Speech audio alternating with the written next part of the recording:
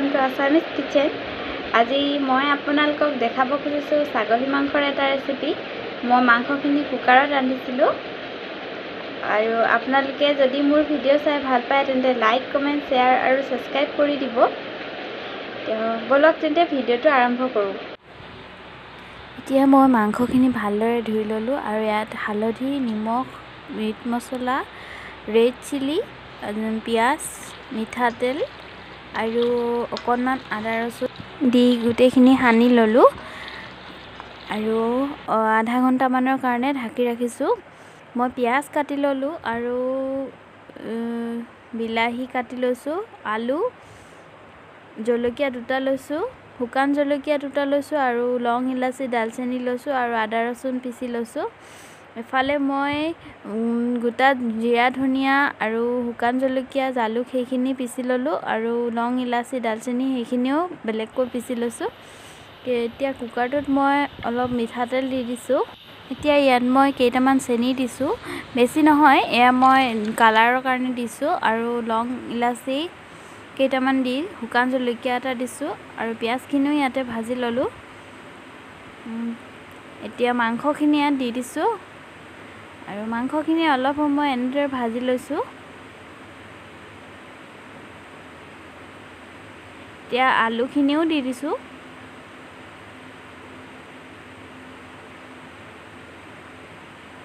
ভালদৰে লৰাই এতিয়া ইয়াত মই সোৱাদ অনুসৰি নিমখ দি দিছোঁ। ভালকৈ লৰাই দিছোঁ।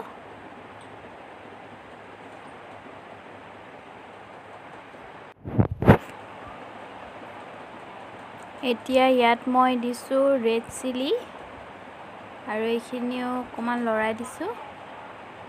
এতিয়া কাটি লোৱা বিলাহীখিনি দি দিলোঁ।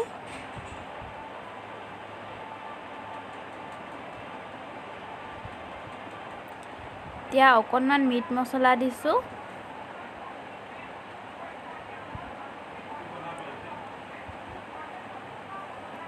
এনেকৈ বনালে খাবলৈ বহুত টেষ্টি হয়।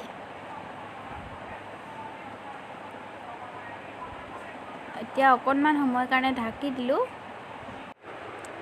মোৰ ভিডিঅ'টো চাই যদি ভাল পায় তেন্তে লাইক কমেণ্ট শ্বেয়াৰ আৰু ছাবস্ক্ৰাইব কৰি দিব। এতিয়া মই ইয়াত পিচি লোৱা আদা ৰচুনখিনি দি দিছোঁ।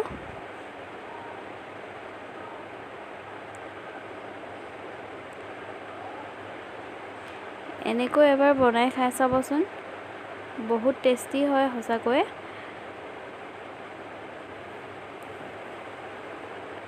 আকৌ অকণমান সময়ৰ কাৰণে ঢাকি দিলোঁ। বেছি সময় ঢাকিব নালাগে, অলপ সময় ঢাকিলে হৈ যায়।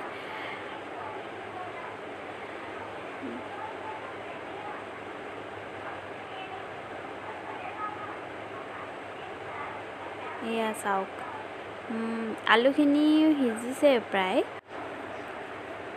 এতিয়া মই ইয়াত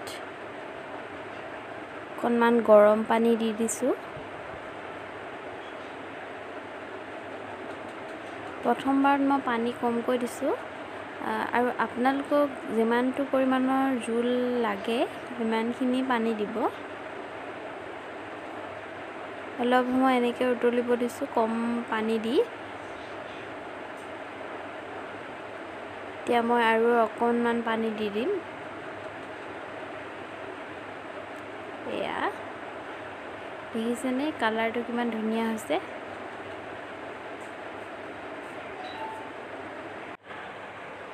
এতিয়া মই এইখিনি অলপ সময় উতল আহিবলৈ দিম। উতল অহাৰ পাছত ইয়াত মই দালচেনি, ইলাচি, লং সেই পিচি লৈছিলোঁ সেইখিনি দি দিছোঁ। এতিয়া মই কুকাৰৰ ঢাকনিখন লগাই 3-4টামান হুইছেল অহালৈকে মই এনেকৈ ৰাখি দিম আৰু মোৰ মাংস ৰেডি হৈ গ'ল। দেখি লাগিছেনে বাৰু খাওঁ খাওঁ?